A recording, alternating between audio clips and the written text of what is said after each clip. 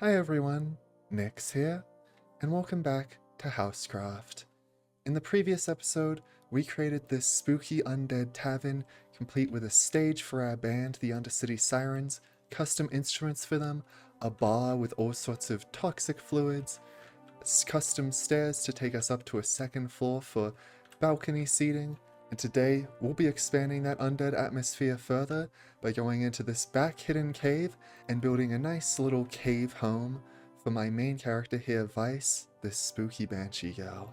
But before we do that, I actually want to revisit the exterior that we built in our first episode, because Blizzard has just made an amazing update.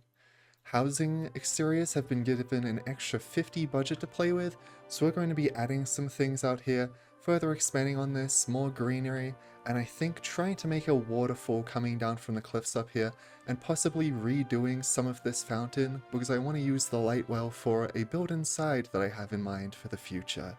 We get into building here, and throughout the building segments in the rest of the video, I'd like to talk about Vyse and her history and backstory.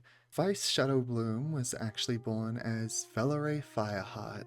At around the time of the First War, she was born in the wilds of Silvermoon to two hunter parents who sort of raised her as they lived off the land day by day. When she was about 5 though, they took her to Silvermoon and ultimately left her there because it was simply too difficult to raise a child out in the wilds.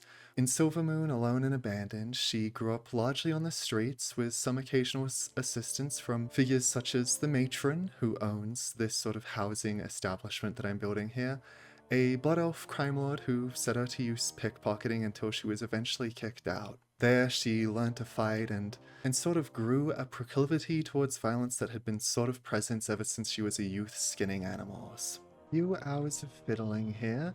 I've now made some good use of that extra 50 decor. First is I redid this fountain some like I said. We now are using a brazier of a loon rather than the sort of midnight light well, and that actually I think works even better because not only was I able to lower the rocks so that this can be more exposed, which makes it look a lot nicer, but it also gives these drifting light motes that almost makes it look like all of this water comes from the Vale of Eternal Blossoms in Pandaria. These are just Duratar fountains in the wall back here. And then to further enhance this monk area, I made this little pavilion with this bell and weapons for training, and then this is an area where I can use it for roleplay if, I ever wanted to fight another character. Then heading over to the back section of the plot, a lot has changed. I moved where the sort of seating area was. Originally it was over here, sort of bumped right to the edge of the plot, but I put it here instead. You still get a great view of the waterfall from either of these seats, and I put these Arathi trellises here, just to give a little more of this enclosed space, make it feel like part of the environment. You get some nice shade going. With the remaining budget I had, I just added more of these Silvermoon bushes. These are really nice for tying the whole thing together like I mentioned in my first episode, and they also help it really feel like an elegant garden. Now of course 50 decor increase was a lot and allowed me to do a lot of stuff, but now I'm like, if I just had a little bit more again.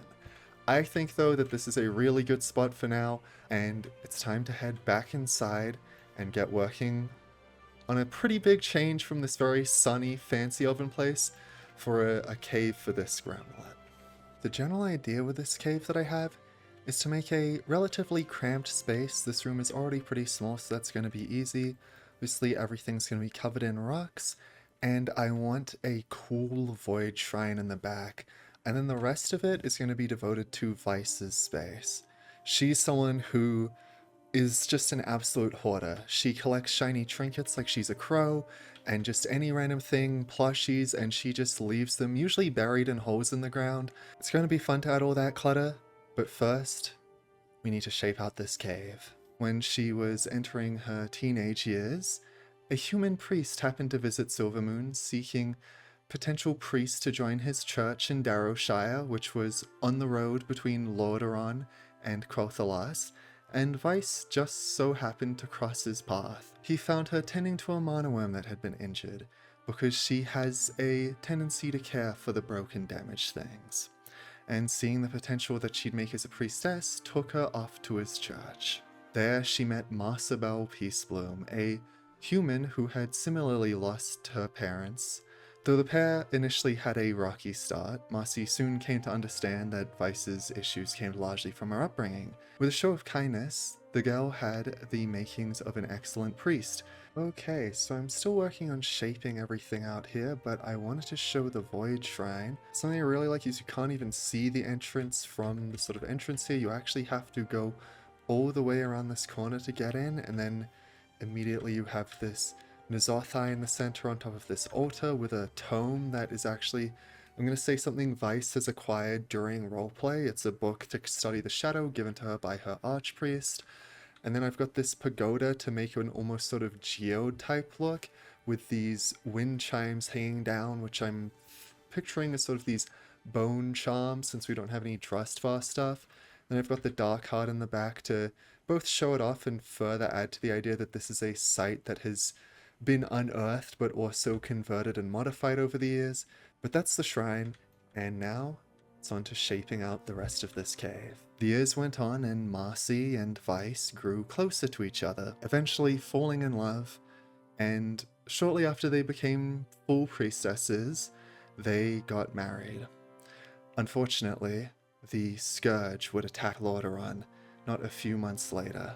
As they washed over Darrowshire, Vyse hid within their temple, cut off from Marcy and the rest of their village. Unbeknownst to her, among some of the villagers she'd been able to get into the temple with her was a member of the Cult of the Damned, who struck her down and raised her as a Banshee. The process seeped the shadows through her body and into her mind, and for the next 2 years as she fought as a member of the Scourge, these whispers always taunted her.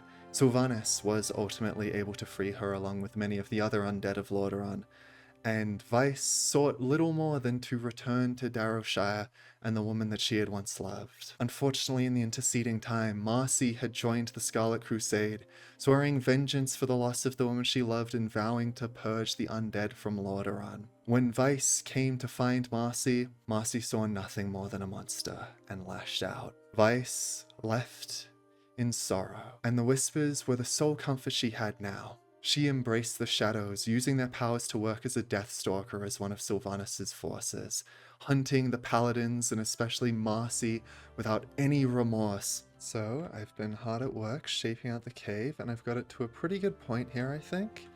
Otherwise the shape has been formed pretty naturally all around this void fountain well in the center thing.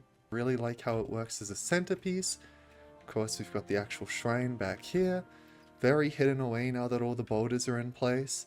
And then back over in this corner is where I'm going to sort of set up Vyse's room, and then the rest of the place is going to be decorated with various more sparse clutter. She likes her tight, cramped spaces, so I'm going to have a lot of fun just covering this place in clutter. All the while, Vyse had seeked this reconnection with Marcy, her mind twisted, believing that their love had not actually died but simply taken upon itself a more violent form, and this game of cat and mouse was simply how it expressed itself now. Such was the way until the times of Mists of Pandaria, when Vyse and Marcy had another encounter that left Marcy in a position to kill Vyse, but instead of following through, she simply made it clear she had loved Vyse still. She saw the woman for what she was, but all the harm that had happened over the interceding years had forever shattered any chance of them rekindling what they'd had. She left Vyse, now shattered both emotionally and physically, at the foot of the Peak of Serenity. There she was taken in by the Pandaran monks and tended to, and for once seemed to want to embrace something other than the monster that she'd become, to become better, more of the person and priest that she once was. She trained as a monk, and when the Legion invaded the world once more, she fought amongst the Order of the Broken Temple. In the wake of the Legion's defeat, she remained with the Order, but the drums of war soon beat once again, and Sylvanas put out the call for all Forsaken warriors to come lend their aid to her cause. Vyse did so, bringing her new monk skills to bear against the Alliance in Darkshore, only to be abandoned once again by her Banshee Queen this time. So I've sort of finished up here. I've gotten a lot of details in, added these sort of tumbleweeds to the ceiling to make it feel like roots and emphasize that we're underground, put some cobwebs around, some nice dark flowers growing out of the pool, and of course filled Vyse's little space with clutter. I used goblin trash piles and kobold treasure piles to give the idea that there's more under here than there actually is. And then I just put a bunch of random doodads and knickknacks all on top of here. Some monk stuff, a mirror that I clipped rugs into to give it this sort of shattered look. And I think this all looks really nice and perfectly captures that sort of like random hoarded objects feel that I wanted to go for with Vyse. Also a Xalatath picture. And originally, this is where I was going to end the video. But I had a couple of days where I was busy before I could edit it. And in that time, I realized that while I do really like what I've built here, it's not really what I wanted to build for Vyse. Like, this void room is really cool, but it's not how Vyse would have a void room like this. And it's also not something at this current stage of her character where she would have a shrine like this. She's not really fully into void stuff yet. If she will be, I'll find out in roleplay. Similar goes for this well. In general, the space just feels like a space that Vyse lives in, rather than Vyse's space. Now that fits the character well for someone who's never really had a home, but I think if I fully emphasize that this is her space, made more of the creepy art that she enjoys making with some pieces like the deer trophies, made it a bit more scattered, kept a sort of shrine to worship at, but made it a bit more her style and a bit less Xalatath, Voidy, N'Zoth style, a monk area, stuff like that. So I'm actually going to go ahead and tear a lot of this down, keep the stuff that I liked, and we're going to rework this into a state that I think I'm going to be much happier with. Lost once more, she returned to Pandaria, spending years traveling by her lonesome. It was not until the time of the War Within that Vyse left Pandaria once again. While some heard the Radiant Song, Vyse was like Alaria in the sense that she only heard aberrant, vicious whispers of the void. She ultimately found her way back to the Forsaken and joined an order known as the Convocation of Darkness, a splinter of the Cult of Forgotten Shadow, to which Vyse hoped she might be able to find some control for the chaotic whispers inside her head, and more importantly, some company and friendship, something that she had been lacking for years. She was indeed able to find friends, although the whispers remain unabated, and for a time she enjoyed a return to romance once more with an elf by the name of Elrakar Duskbinder, only for that too to end in tragedy when they went to hunt Marcy together, and Vyse learnt that her once love had fully moved on with her life. Though she was astray for a time, she ultimately returned to the Convocation. The whispers have grown even more aberrant as of late, and as we turn towards midnight, it remains to be seen whether she will be able to conquer them, or whether they will control and consume her completely. Okay, I've been at it for about a good 3 or so hours now, going back and forth, grabbing more decor, and just generally tweaking the shape of everything. As you can see, it's a lot more open now. I've got rid of the well in the center, there's no longer the shrine back here. I think that this is a lot better of a fit. I've used this sort of area with dyed cobbles to make it look almost like a void, like there's a yawning abyss, which I think is a great thing for her to have. And then there's just a lot more clutter around. I've tucked treasure piles into the corners. I've made a little monk area for her to train in, and then this area hasn't changed all that much, slight shifts in the decor, but I did add this nice little target practice for her because she is not a paladin fan. And something I really like is that I put a seat here so she can sort of sit on the edge of over this abyss and dangle her legs, which I think is definitely something she'd do and be fun. And then over on this side, I have made quite the macabre display. Again, dyed cobbles. This is a trick that someone in my guild actually showed me, where you can make blood stains using dyed cobbles. These are using, I believe it's deep royal red dye. But this is where she does her macabre art that she really likes, since she does so much hunting of random critters in the wild, and then will make decorations out of their bones and stuff like this, combining multiple different parts together, hanging little bone charms from them. And then this altar then serves both as a workplace to work on this sort of art, but also a place at which to pray to the shadow.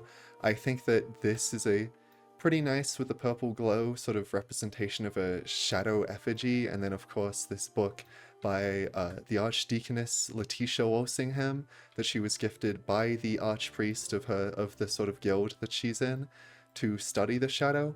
So it all came together really well, I think.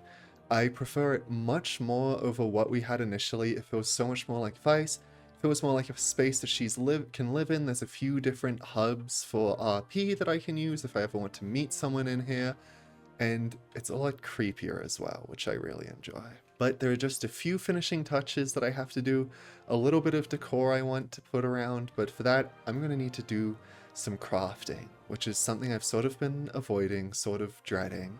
But it's high time we got on that because there are future builds I know that I'm going to need some crafted objects for. So I'm going to go do that, and then I'm going to fill out the rest of the space with those, and it'll be finally done. As a person though, Vyse is rather eccentric. She's generally on the friendlier side, especially after her monk training, and she has a deep sympathy for all things broken. She gets a little wild in combat, becoming lost in the act of harm, but in times of peace she tends towards grinning and making friends, just generally being positive in a way that is typically eerie and unsettling to most people, though she struggles to see that's the case. Because she tends to enjoy the macabre, she likes to make grisly art and haunt the woods out in Tirisfal and now Razorwind Shores, where she hunts animals both big and small. She also tends to be a hoarder of objects, big and small, basically anything shiny, trash, plushy or cute, especially the cute, that catches her eyes. She is an utter mess, but in the way that so many messy characters that have gone through so much often are for me, I want only the best for her, even if as a writer I am often giving her the worst. Hope you enjoyed learning about her, because there will be more character summaries to come, not all as fraught nor as wide-spanning as Vyse's. She is my main, of course, so she gets to be involved in a lot of the expansions that I've really enjoyed.